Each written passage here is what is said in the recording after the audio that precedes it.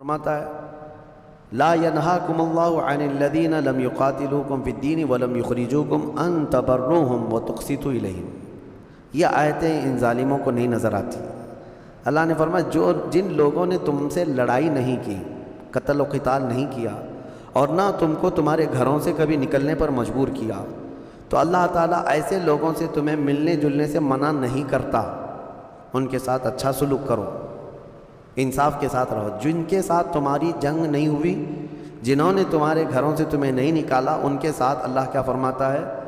مل جل کر کے رہنے میں، ان کے ساتھ اچھائی کا سلوک کرنے میں اللہ منع نہیں فرماتا۔ انما ینہاکم اللہ عن الذین قاتلوکم فی الدین۔ ہاں، اللہ تعالیٰ ان لوگوں سے تمہیں ملنے سے منع کرتا ہے جنہوں نے دین میں تم سے جنگ کیا ہے۔ وَأَخْرَجُوكُم مِّن دِيَارِكُمْ، اور تم کو تمہارے گھروں سے، تمہارے شہروں سے نکالا ہے، یا پھر تمہارے نکالنے پر دوسروں کی مدد کی ہے۔ ایسے فسادی لوگوں سے اللہ فرماتا ہے تم کوئی موالات، محبت ہرگز نہ رکھنا، اور جو ایسے لوگوں سے محبت رکھتا ہے وہ بڑا ظالم ہے۔ اب آپ سمجھ گئے، جو دشمنان اسلام ہیں، جو مسلمانوں کو قتل کرتے ہیں یا ان کو ان کے گھروں سے نکالتے ہیں، ایسوں سے دوستی کے لیے قرآن اجازت نہیں دیتا۔ ہاں، جنہوں نے تمہارے ساتھ قتل و قتال نہیں کیا، نہ ہی تمہارے گھروں سے نکالا، ان کے ساتھ تم اچھا سلوک کرو۔ قرآن میں ہے ان تبروہم، اچھا سلوک کرو، وتقسطوا الیہم، ان کے ساتھ انصاف کا معاملہ کرو۔ بے شک اللہ تعالیٰ انصاف کرنے والوں کو پسند کرتا ہے۔ یہ دونوں آیتیں ہمیشہ یاد رکھنا چاہیے، ورنہ یہ نکالتے ہیں ایک آیت اور ہر جگہ بیان کرتے ہیں کہ قرآن میں جو ہے کافروں کو مارنے کا حکم ہے، قتل کرنے کا حکم ہے، کافروں سے دوستی نہ کرنے کا حکم ہے۔ یقیناً کون سے کافر؟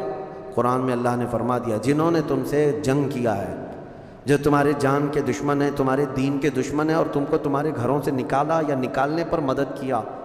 یہ تو کامن سی بات ہے، دنیا میں کوئی بھی قوم کیوں ایسوں سے دوستی کرے گی؟ تو میرے عزیزو یہ بات یاد رکھ لیں۔ اور سورہ ممتحنہ کی شروع کی آیتیں جو ہے اللہ نے فرمایا یا ایھا الذین آمنوا لا تتخذوا عدوی وعدوکم اولیاء، اے ایمان والو میرے دشمنوں کو اور اپنے دشمنوں کو دوست کبھی مت بناؤ۔ تلقون الیہم بالمودۃ وقد کفروا بما جاءکم، تم ان کے لیے محبت پیش کرتے ہو جبکہ وہ اللہ کی نعمت آیتوں کو جھٹلا دیتے ہیں جو کچھ آیا، اور جنہوں نے رسول کی دشمنی کی ہے تم ان سے دوستی بگاڑتے ہو۔ قرآن پاک میں تنبیہ کے ساتھ، سختی کے ساتھ کہا گیا ہے۔ اور اگر تمہاری اولاد ہو، تمہارے جو کچھ بھی ہو، تمہیں فائدہ نہیں دیں گے اگر کافر ہیں تو اس بات کو سمجھ کر کے چلیں۔ پھر سورہ مجادلہ میں جو پیغامات تھے اس میں سے ایک یہ ہے، اللہ تعالیٰ نے فرمایا الم تر الی الذین نہوا عن النجوی، کیا آپ نے نہیں دیکھا ان لوگوں کو جن کو منع کیا گیا ہے کانا پھوسی کرنے سے؟ اللہ تعالیٰ نے منع فرمایا۔ جب کوئی 3 لوگ بیٹھے ہوں تو اللہ فرماتا چوتھا اللہ ہے۔ تم اگر خفیہ باتیں کر رہے ہو، کانا پھوسی کر رہے ہو، ما یکون من نجوى ثلاثة الا هو رابعهم ولا خمسة الا هو سادسهم، اگر 5 لوگ بیٹھ کر کے کر رہے ہو تو چھٹا رب تبارک و تعالیٰ ہے۔ تو اس طرح کی حرکتوں کو منع کیا گیا ہے، یہ کانا پھوسی کرنا، خفیہ باتیں کرنا۔ کس طور پر؟ جب لوگ تمہارے سامنے بیٹھے ہوں۔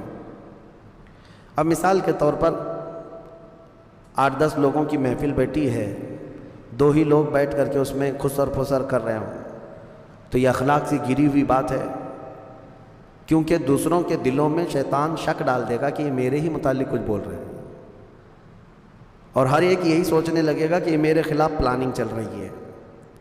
اس طرح کی حرکت کرنے سے پرہیز کرنا چاہیے، بچنا چاہیے۔ اللہ تعالیٰ نے فرمایا کتب اللہ لأغلبن انا ورسلی، اللہ نے یہ لکھ دیا ہے کہ اللہ تبارک تعالیٰ فرماتا ہے ضرور ضرور اللہ ہی غالب آئے گا اور اس کے رسول غالب آئیں گے۔ اور پھر یہ ایک آیت یہ بھی میں آپ کو سنا دوں، لا تجد قوما یؤمنون باللہ والیوم الآخر یوادون من حاد اللہ ورسولہ ولو کانوا آباءہم او ابناءہم او اخوانہم او عشیرتہم۔ اللہ فرماتا ہے محبوب آپ ایسے لوگوں کو نہیں پائیں گے جو اللہ پر اور آخرت پر ایمان رکھتے ہوں۔ ایسے مومنین کبھی بھی اللہ اور اس کے رسول کے دشمنوں سے دوستی ہرگز نہیں کریں گے، چاہے ان کے باپ ہوں، چاہے ان کے بھائی ہوں، چاہے ان کے خاندان والے ہوں، چاہے ان کے بیٹے ہوں۔ دوستی نہیں کریں گے۔ یہ قرآن کی آیت ان صحابہ کے لیے ہے۔ ایک بار حضرت ابو عبیدہ بن جراح، ان کے متعلق کی روایت ہے، بارگاہ رسول صلی اللہ علیہ وسلم میں آئے، ایک کپڑے میں کسی کا کٹا ہوا سر لے کر کے آئے جس سے خون ٹپک رہا تھا۔ حضور نے پوچھا یہ کیا ہے؟ سر وہ کپڑا ہٹا کر دکھایا، کہا یہ میرے باپ کا سر ہے۔